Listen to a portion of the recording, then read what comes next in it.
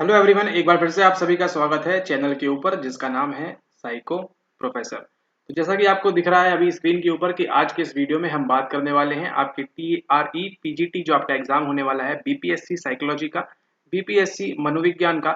इसमें आप कैसे खुद से स्टडी करके बिना किसी कोर्स को ज्वाइन किए हुए, ना ही हमारे किसी कोर्स को ज्वाइन किए हुए, आप मात्र सेल्फ स्टडी से इस एग्जाम को अच्छे नंबरों से आप जो है इसको क्रैक कर सकते हैं, इसको आप इजीली पास कर सकते हैं। ठीक है, तो जैसा कि आपको मालूम है हमारी प्रत्येक वीडियो जो है वो मोस्ट आईएमपी होती है, हर वीडियो इंपॉर्टेंट होती है। इसके पहले जो हमने सिलेबस का एनालिसिस किया था उसको अगर अभी तक आपने नहीं देखा है तो पहली बार आपको यूट्यूब के ऊपर इस प्रकार से आपके बीपीएससी पीजीटी का सिलेबस देखने को मिला इतने विश्लेषण के साथ। तो जाके आप उस वीडियो को देख सकते हैं, नीचे आपको वहां पर प्लेलिस्ट मिल जाएगी, ठीक है, या लिंक मिल जाएगी आपको, तो वहां से जाकर आप उस वीडियो को देख सकते हैं और आप अपनी तैयारी को समझ सकते हैं कि आपको तैयारी किस प्रकार से करनी है। ठीक है, बात करेंगे हम केवल और केवल किसके बारे में, केवल और केवल हम बात करेंगे सेल्फ स्टडी के बारे में। तो इसके लिए जो आपके पास एक इम्पोर्टेंट किताब जो होना चाहिए आपकी इस टीचर एग्जाम के लिए, आपके इस बीपीएससी टीचर एग्जाम के लिए आपके पास मोस्ट इम्पोर्टेंट वीडियो कौन सी, सॉरी नॉट वीडियो, कौन सी बुक है, वो है आपकी एनसीईआरटी। ठीक है, केवल अगर आप ये पुस्तक ले लेते हैं तो आपकी जो है इसमें नैया पार हो सकती है। ठीक है, किसी भी कोर्स की, किसी भी वीडियो की आपको आवश्यकता नहीं होगी अगर आप इस एनसीईआरटी को अच्छे तरीके से कर लेते हैं तो। ठीक है, इस एनसीईआरटी को लेने के बाद आपकी कंप्लीट तैयारी जो है वो फ्री ऑफ कॉस्ट हो जाएगी। ठीक है, इसको आप ध्यान रखें, फ्री में आप जो है अपनी तैयारी कर सकते हैं अपने बीपीएससी पीजीटी एग्जाम की। बस आपके पास क्या होनी चाहिए, मूलभूत आवश्यकताएं क्या है आपके पास, वो है आपकी 11th क्लास की कक्षा एनसीईआरटी और 12th क्लास की कक्षा की एनसीईआरटी। ठीक है, तो अभी जो आप आगे देखने वाले हैं ये आप पहली बार देखेंगे। ठीक है, तो इसके लिए तैयार रहें आप और अपनी तैयारी को और जोर शोर से लगा दीजिए। एनसीईआरटी नहीं है तो तुरंत जाके खरीद लीजिए, ऑफलाइन मार्केट से खरीद लीजिए, या नीचे आपको लिंक मिल जाएगी, वहां से जाके भी आप ऑनलाइन अगर पुस्तक ऑर्डर करना चाहते हैं तो वहां से भी उसको आप ऑनलाइन ऑर्डर कर सकते हैं। लेकिन बिना इस पुस्तक के आप तैयारी करने बैठ रहे हैं तो आपका इसमें जो है दिक्कत का सामना आपको करना पड़ेगा। ठीक है, बिना इसको कंप्लीट किए आप आगे नहीं बढ़ेंगे। अब यहाँ पर देखिए, for a successful person centred therapy which of the following will not be a core condition. एक सफल व्यक्ति केंद्रित चिकित्सा के लिए निम्नलिखित में से कौन सी प्रमुख स्थिति का होना आवश्यक नहीं होगा। अगर आपने इस परीक्षा के पहले पढ़ी होती आपने अपनी एनसीईआरटी तो आपको इस उत्तर में कभी भी समस्या नहीं आती। और वो ऐसा क्यों, चलिए देखते हैं। ये देखिए, यह है पुस्तक, यहाँ पे आपकी एनसीईआरटी में ही लिखा हुआ है सेवार्थी केंद्रित चिकित्सा। सेवार्थी केंद्रित चिकित्सा कार्ल रॉजर्स द्वारा प्रतिपादित की गई। ठीक है, आगे इन्होंने यहाँ पे लिखा हुआ है। और अगर आप यहाँ पर ध्यान से देखते हैं, ये पैराग्राफ को अगर आप ध्यान से पढ़ते हैं तो आप इस प्रश्न को बड़ी ही आसानी से सॉल्व कर पाएंगे। ठीक है, रॉजर्स वहां पे तीन मुख्य चीजों की बात करते हैं, आपकी संगतता की, आपकी शर्तहीन धनात्मक सम्मान की, लेकिन वहां पर इनसाइट की बात वो नहीं करते हैं।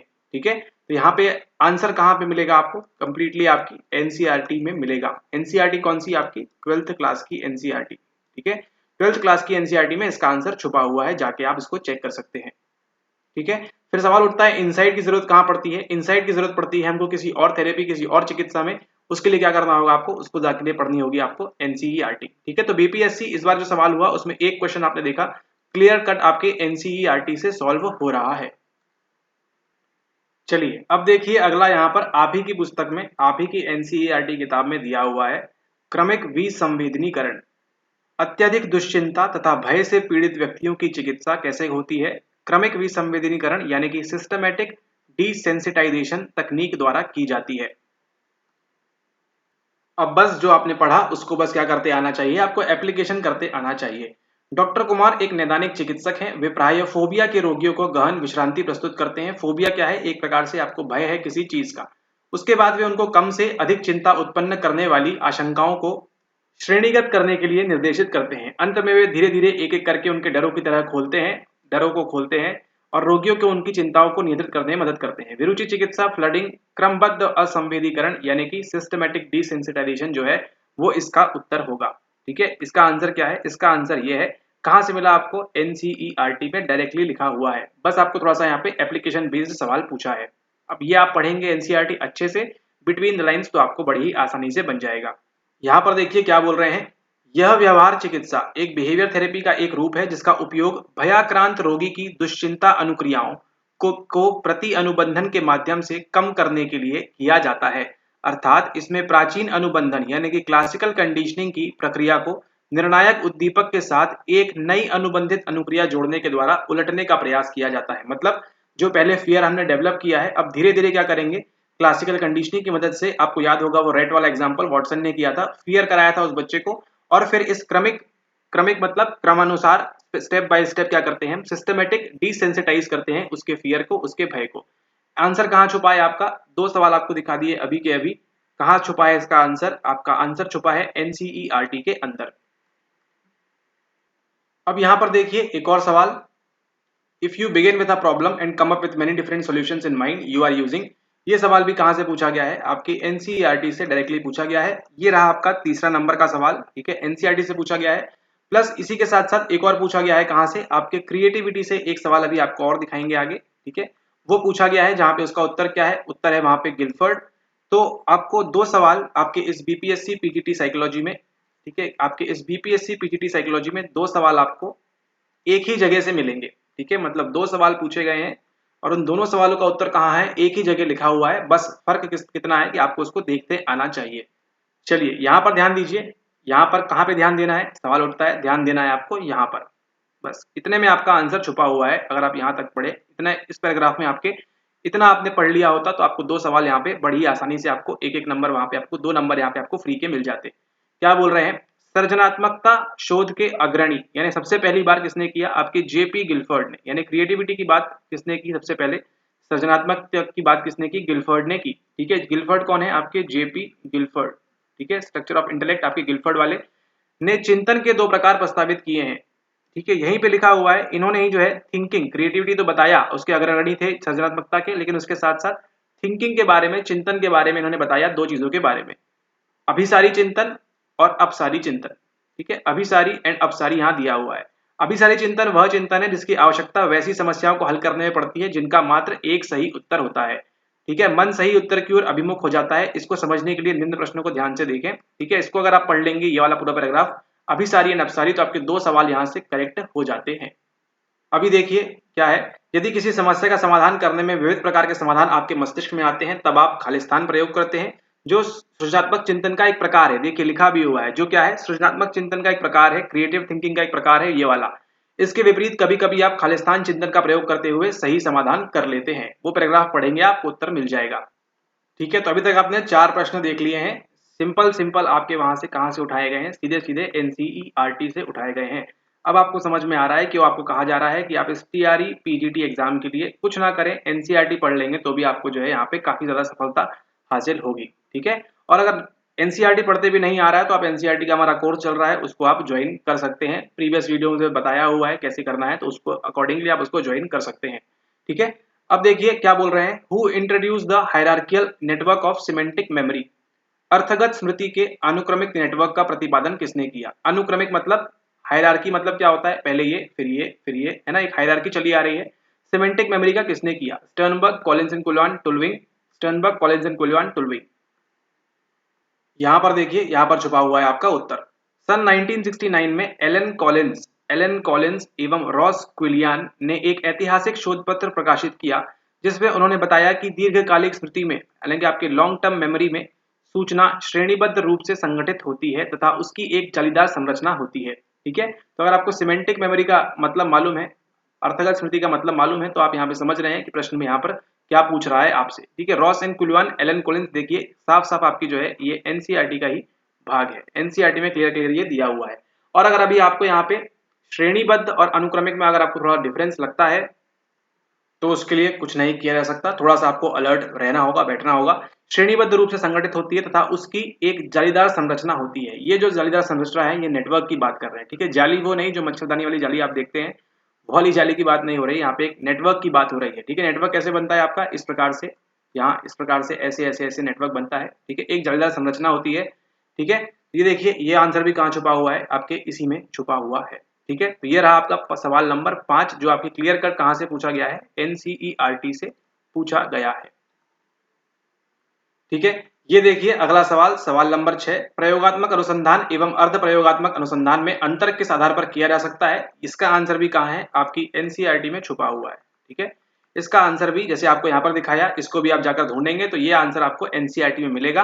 और अगर नहीं मिल रहा है तो आप हमारा जो है कोर्स ज्वाइन कर सकते हैं। लेकिन एनसीईआरटी का कोर्स देखिए इंपॉर्टेंट होता है, ठीक है। आप समझे ना समझे इस बात को, लेकिन आप खुद देख रहे हैं इस एग्जाम में आपके ये 6वां सवाल आपको दिखा रहे हैं पीजीटी बीपीएससी में, जो आपको एनसीईआरटी से क्लियर कट पूछा गया है, ठीक है। और आप हमारे साथ पढ़ेंगे तो डेफिनेटली आपको फायदा होगा। ऐसा नहीं है, जरूरी ही नहीं है कि हमारा कोर्स ज्वाइन करना ही है, मैंडेटरी नहीं है, आपकी इच्छा के ऊपर है।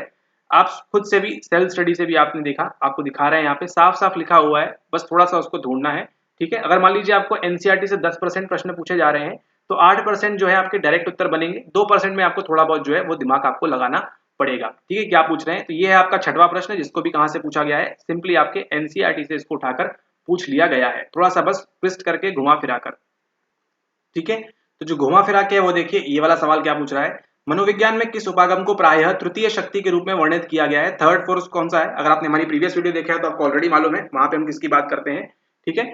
तो यहाँ पर देखिए in psychology and focuses on, किस पे फोकस करता है, on a persons freedom of choice in determining his behaviour, ठीक है।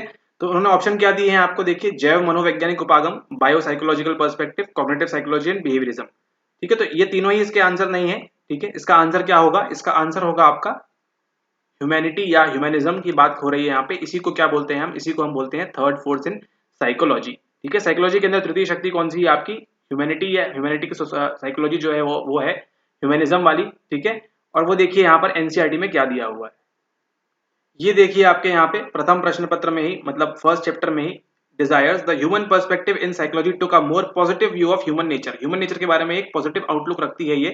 Humanist such as Carl Rogers, Carl Rogers कौन, वही जिनका आप सीसीपी पढ़ते हैं आगे, इन अब्राहम मास्लो जिनकी आप पढ़ते हैं need hierarchy theory. Maslow emphasized the free will of human beings and their natural striving to grow and unfold their inner potential. They argued that behaviorism with its emphasis on behavior, आपका जो व्यवहारवाद है क्या करता है, वो focus किस पे करता है, आपके बिहेवियर के ऊपर, as determined by environmental conditions, मतलब एनवायरमेंट से जो कंडीशन मिलेंगी उसके आधार पे आपका बिहेवियर होगा। अंडरमाइंस, जो आपका बिहेवियरिज्म है वो क्या करता है, अंडरमाइन करता है, मतलब और दबाता है आपके ह्यूमन फ्रीडम को और डिग्निटी को, and takes a mechanistic view of human nature, ठीक है। तो आपका जो व्यवहारवाद है वो एक मशीनवादी व्यू लेता है वहां पर, और किसको दबाता है, ह्यूमन फ्रीडम को और डिग्निटी को, ठीक है। ऐसा कौन कह रहे हैं, ऐसे ह्यूमैनिटी वाले यहाँ पर कह रहे हैं, ठीक है। तो वहां पर जो वो कह रहे हैं वही आपसे पूछ लिया। And focuses on, third force जो है आपके पास वो क्या करती है, focus on persons freedom of choice, मेरी जो इच्छा है फ्री विल से मैं वहां पर काम करूंगा, ठीक है। और वहीं से क्या आ जाता है आपका ह्यूमैनिज्म, यानी कि मानवतावादी परिप्रेक्ष्य या ह्यूमनिस्टिक अप्रोच वहां सर आपकी आ जाती है, ठीक है। तो ये देखा आपने सवाल, ठीक है। अब तो हम भी भूल गए कितने सवाल बता दिए अभी तक, ठीक है। आपको ध्यान है ना, 5-6 के ऊपर ही हो गए लगभग सवाल। चलिए अब चलते हैं आगे, ये सवाल देखिए, ठीक है। कितने करते जा रहे हैं आप नीचे कमेंट कर दीजिएगा, टोटल कितने सवाल थे, ठीक है। Which one of the following is not a trait theory of personality propose through factor analysis, सवाल कहां घुमाया उन्होंने, लक्षण सिद्धांत नहीं है, ठीक है। मतलब कौन सा एक कारकीय विश्लेषण, यानी कि फैक्टर एनालिसिस का किसका इस्तेमाल करके हम यहाँ ट्रेट थ्योरी नहीं बोलते, उत्तर है इसमें आपका आइजेंक थ्योरी, ठीक है। अगर आप अपनी एनसीईआरटी खोल के देखेंगे तो एनसीईआरटी में वहां पे ये सवाल भी दिया हुआ है, कैटल के सामने साफ साफ लिखा हुआ है इन्होंने फैक्टर एनालिसिस का इस्तेमाल किया। उसी के नीचे एक बॉक्स बना है जहां पे हमने ओशियन की बात की है, जिसको हम बोलते हैं मैक्रे एंड कोस्टा की बिग 5 थ्योरी। ये दोनों कहां पे है, ये दोनों किसका इस्तेमाल करती हैं, आपके फैक्टर एनालिसिस का इस्तेमाल करती हैं, कारक विश्लेषण का इस्तेमाल करती हैं, लेकिन आइसेंक वाली नहीं करती है, ठीक है। अगर आप वो पन्ना वो पेज आप पढ़ेंगे, 1-2 पेज जो है उसको पढ़ेंगे आप पूरा पर्सनैलिटी व्यक्तित्व वाला, तो आपको समझ में आएगा कि इनके बीच में फर्क क्या है। कहां है सोर्स इसका, सोर्स है इसका आपका एनसीईआरटी, ठीक है। अगला सवाल देखिए यहाँ पे, नोम चॉम्स्की के अनुसार भाषा अधिग्रहण यंत्र क्या है, according to Noam Chomsky what is LAD language acquisition device. इस सवाल का उत्तर भी कहाँ मिलेगा आपको, इस सवाल का उत्तर भी आपको मिलेगा एनसीईआरटी के अंदर। ये देखिए, इसको यहाँ से यहाँ तक आप पढ़ लेंगे, आपको इसका उत्तर मिल जाएगा और आप इसको करेक्टली, आप यहाँ पे 2 मार्क के लिए इसको आप करेक्टली इसको आप सॉल्व कर पाएंगे बड़े ही आसानी से। अगला सवाल देखिए, काउंटिंग करते रहिए कितने सवाल हो गए हैं, ठीक है। सचिन इस प्रकार का व्यक्ति है, उपलब्धि प्रेरक, उत्कृष्टता, संबद्धता, अचीवमेंट, एक्सीलेंस, एफिलिएशन, तीनों दिया है। सिंपल स्टेटमेंट में ये तीनों के बारे में बताया हुआ है किसने, डेविड मैक्लीलैंड ने आपको बताया हुआ है, ठीक है। एनसीईआरटी खोल के पढ़ेंगे, आपको क्लियरली वहां पर स्टेटमेंट आपको लिखा हुआ दिखाई देगा, जैसे अभी आपको सब दिखाया है वैसे ही वहां पर भी वो लिखा हुआ है क्लियरली, ठीक है। डेविड मैक्लीलैंड ने बताया है इन तीनों के बारे में। बस देखिए उन्होंने क्या चेंज किया, डायरेक्ट पूछने के बजाय नाम दे दिया किसी का, क्या करता है वो, क्या नहीं करता, उसको क्या करना है, ठीक है, ताकि वो जानना चाहते हैं आपने जो पढ़ा है उसका आपको कॉन्सेप्ट क्लियरली मालूम है या नहीं, उसको आप अप्लाई कर पा रहे हैं या नहीं। चलिए एक और सवाल देख लीजिए, ये है आपका अंतिम सवाल। वैसे तो और कई सारे हैं लेकिन समय की व्यस्तता के चलते यहाँ पर देखिए, which of the following psychologist first empirically establish that social stresses distort physical health. निम्नलिखित में से किस मनोवैज्ञानिक ने सर्वप्रथम आनुभविक आधार पर स्थापित किया कि सामाजिक तनाव शारीरिक स्वास्थ्य को विकृत करता है? सेली, Lazarus and Folkman, homes and राय, उपयुक्त में से एक से अधिक। आप पूछेंगे सर इसका सवाल कहाँ ढूंढे, मिल नहीं रहा, कौन सी बुक पढ़े, क्या करें, कौन सा कोर्स ज्वाइन कर लें? कोई कोर्स ज्वाइन नहीं करना है, केवल आपने पढ़ना है एनसीईआरटी अच्छे से। ठीक है, इस बॉक्स 3.1 को आप अच्छे से पढ़ लेंगे। दबावपूर्ण जीवन घटनाओं की एक मापनी। दबाव के लिए जीवन घटनाओं की एक मापनी का निर्माण होम्स एंड राय ने किया। ठीक है, तो ये एकांश यहाँ पे कुछ आइटम्स दिए हुए हैं आपको इस प्रकार से। ठीक है, तो ये आपको उत्तर देखिए कहाँ मिल रहा है, छुपा हुआ है आपके सामने ही, जो चीज सामने होती है वही दिखती नहीं है। ठीक है, होम्स एंड राय, ये देखिए साफ साफ उत्तर यहाँ पर दिया हुआ है आपके एनसीईआरटी के अंदर। लेकिन पढ़ेगा कौन? हमको तो बुक पढ़नी है, हमको तो कोर्स ज्वाइन करना है, उससे कुछ नहीं होगा। आप एनसीईआरटी पढ़िए अच्छे से, एनसीईआरटी पढ़िए अच्छे से, एनसीईआरटी पढ़िए अच्छे से। इसी वीडियो के अंदर देखिए आपको लगभग 10 प्लस सवाल हमने दिखा दिए हैं ना, 10 से प्लस सवाल लगभग लगभग ऑन एन एवरेज 10 या 10 से कम, एक दो ज्यादा होंगे। ठीक है, तो 10 सवाल आपने देख लिए कंप्लीटली, कहाँ से पूछे गए हैं? आपके एनसीईआरटी से पूछे गए हैं। ठीक है, तो अभी तो देखिए इसमें इस बार के पेपर में आपने यहाँ पर देखेंगे तो यहाँ पर उन्होंने आपसे देखिए इमोशंस के बारे में ज्यादा नहीं पूछा है, आपसे संवेग के बारे में नहीं पूछा है, आपसे जैव विज्ञान के बारे में ज्यादा नहीं पूछा है आपसे। ठीक है, आपसे संस्कृति के बारे में ज्यादा नहीं पूछा है। ठीक है, तो ये सब टॉपिक्स भी कहाँ से कवर होंगे आपकी? ये सब भी कवर होंगे आपके एनसीईआरटी से। ठीक है, तो आप ध्यान रखिए, अगर आपको बीपीएससी साइकोलॉजी का आपको जो है पीजीटी क्रैक करना है, इसमें आपको अच्छे नंबर लाने हैं, तो आप जो बाकी पढ़ रहे हैं वो तो ठीक ही है, उसी के साथ साथ मोस्ट इंपोर्टेंट क्या हो जाती है आपके लिए? एनसीईआरटी। ठीक है, आप खुद सोचिए, अगर आपको ये 10 सवाल आपने मिस कर दिए, आपके नेगेटिव हो गए, मतलब आपको मार्क्स नहीं मिलेंगे। किसी कोई अगर एनसीईआरटी पढ़ के गया तो 10 प्लस तो वो आपसे ऑलरेडी चल रहा है। ठीक है, तो इसको नहीं भूलना है आपने, एनसीईआरटी जो है वो इसकी जान है इस पेपर की। ठीक है, आपके बीपीएससी टीआरई साइकोलॉजी पेपर की ये जान है, इसको आप पढ़ें अच्छे से। ठीक है, एनसीईआरटी जितना अच्छे से आप करेंगे उतने अच्छे से आपका ज्ञान का विकास होगा, आपको मालूम पड़ेगा नई नई चीजें। ठीक है, और एक बार आपकी 11th एंड 12th की एनसीईआरटी आपकी जितनी अच्छी तरीके से कंप्लीट होगी, उसके बाद जो है आप आगे अन्य विषयों पे, जैसे आपको बताया है लास्ट सिलेबस का जो हमने एनालिसिस किया था, उस वीडियो को भी देख लीजिएगा अगर नहीं देखा है तो।